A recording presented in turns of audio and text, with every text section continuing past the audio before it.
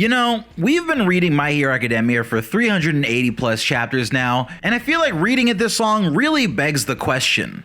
Have you ever wondered about the mythology in My Hero Academia? Like, of course, quirks are amazing and everything, but are there people in My Hero Academia that actually believe in a higher power, and is there any sign of that in the series? So in this video, we're going to be rounding up all the information that we have about the mythology of My Hero Academia and discussing if there even really is one. So sit back there, because I think this is actually a really interesting topic to talk about with the series coming to an end, so we can really give it a good look. And of course, if you're looking for more awesome anime content, please subscribe to the Vocal Pineapple channel. It's just one click away and it'll make sure that you don't miss any of my videos. So again, I feel like the question really begs to be asked: are there gods in My Hero Academia? Although we never see any religions present in the real world directly mentioned in My Hero Academia, one of the few references we get in the story is Ibara Shiozaki's character, who definitely has ties to Christian symbolism, but Horikoshi has walked back on that and changed her name from Maria to Vine, likely to remove her a bit from any sort of actual religious symbolism, especially after the controversy with China, to keep any sort of controversies from popping up for new reasons. Now, over the course of this video, I think we're going to bring up a lot of questions that a lot of people haven't really thought about, and this is one that I definitely didn't really consider. But you know how in our real world mythology we have the creation mythos and evolution? Well, when it comes to the origin of quirks, it doesn't seem like there's a theory that the origin of quirks comes from like a higher being or a god or anything like that, right? So far, we only have scientific reasons for how quirks might have started, or at least as far as we know. And I suppose the question is, does this lack of religious representation tell us that My Hero Academia is a world where faith in a higher power is mostly a thing of the past? The advent of quirks changed society and put a halt to the advancement of society and technology in the direction that it was heading in. That's something that we learned early on in the series. So actually, without quirks, society would be way more maybe medically and technologically advanced, but as soon as quirks manifested in this world, it really made people start focusing on that, and it drastically changed society in a different way and took society along a different path than the one that it was heading down.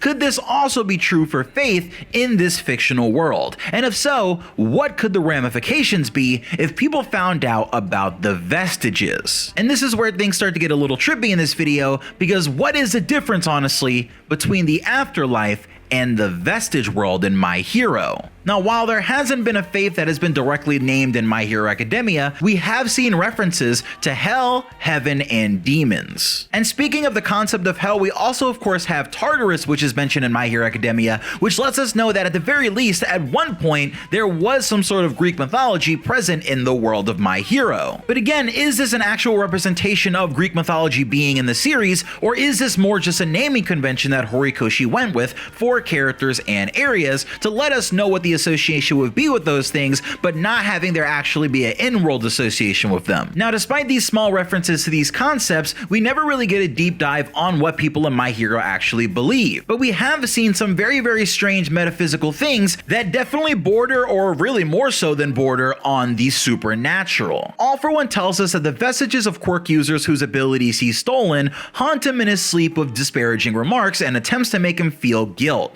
With many of his quirks being taken from generations ago if their users likely now dead, what would explain their continued presence in the Vestige world? The One for All vestiges also all seem to be some sort of representation of the past users, but with All Might, his vestige isn't fully realized, likely because he's still alive. What can be said about this half form, and does this suggest that everyone has a half vestige of their own? And I suppose that really raises the question of what even is the Vestige world, and beyond quirks like All for One and One for All, are there other quirks that could potentially interact with this space and the vestiges of quirk users? Like, could Monoma somehow access the Vestige world and communicate with copies of the quirk users whose quirk he's currently holding? And is there any way to allow a vestige to rest peacefully?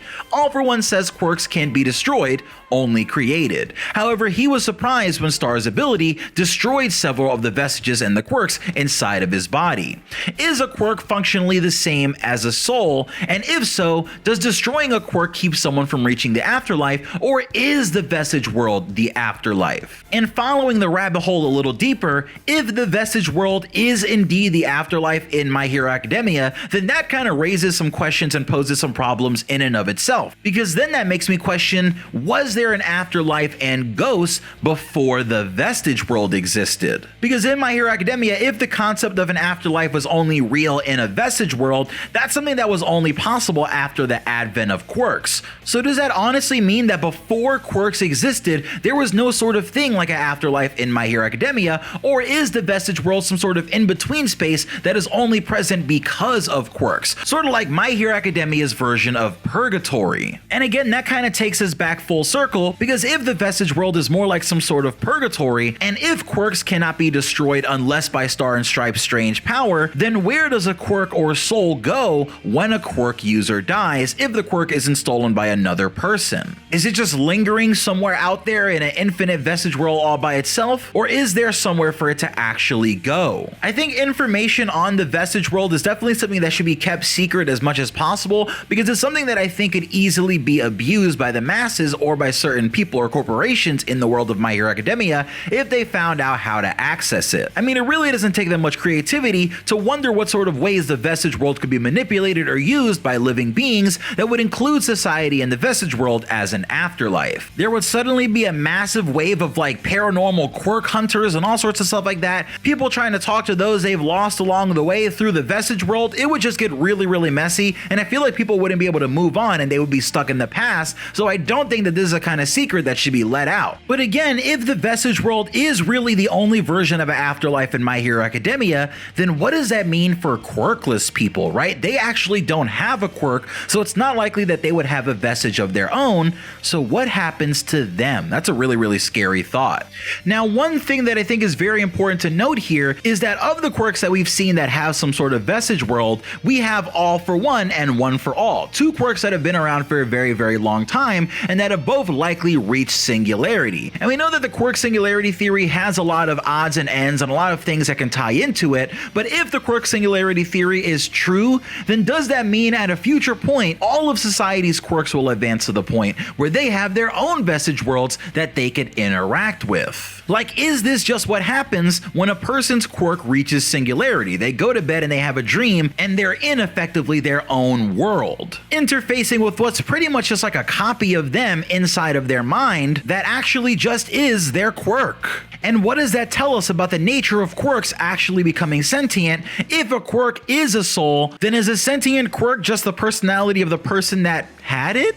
And again, if a quirk is a soul, then that would really make sense as to why quirks have so much to do with the personality of a person, because a quirk can definitely affect a lot about who a person is. Now, as rare as having a Vestige World or even Vestiges really is, we know that in the world of My Hero Academia, there are just so many different quirks in the world and so many different possible quirks that there's really just potential for anyone to have any ability. Especially when you factor in the fact that there are sometimes quirk mutations, which gives a person a really special and interesting quirk that's more powerful than the quirk that they would have had and has nothing to do with either of their parents' quirks. So that raises the question, are there quirks that directly interface with the Vestige World, and could the singularity or a mutation create a quirk that allows Vestige Worlds to be connected in the same way that All for One and One for All are momentarily at times? Because if so, I could see this definitely used for a lot of good, but it would also be used for a lot of bad in the world of My Hero. Like, by connecting people's Vestige Worlds, I feel like you'd be able to give people a sort of spiritual internet where they'd be able to talk to each other telepathically, they'd be able to understand each other better and all sorts of benefits like that, and they'd even maybe be able to share quirks, I don't know. But at the same time, I feel like having everyone connected like that on such a vulnerable level might not be the best thing when there are still villains in the world of My Hero. And with that much power, if someone were to abuse it, could a character become powerful enough to effectively become the god of My Hero Academia? And if so, what about the opposite? So this has been my brief look at the mythology of My Hero Academia and any hints that we have towards it, as well as what's going on in the Vestige world and what I think would happen if people found out that there is such thing as a Vestige world, as well as what Vestiges even are and what the whole deal of that thing is. If you want to hear more deep dives on interesting topics like this for My Hero Academia, please give the video a like and subscribe, and let me know if you enjoyed this video in the first place in the comments section below. I love you guys, it's Pineapple. If you want, please go watch my Hero Academia iceberg video where I detail the surface level 16 interesting things that you might not have known about My Hero, and I'll see you guys later. Peace.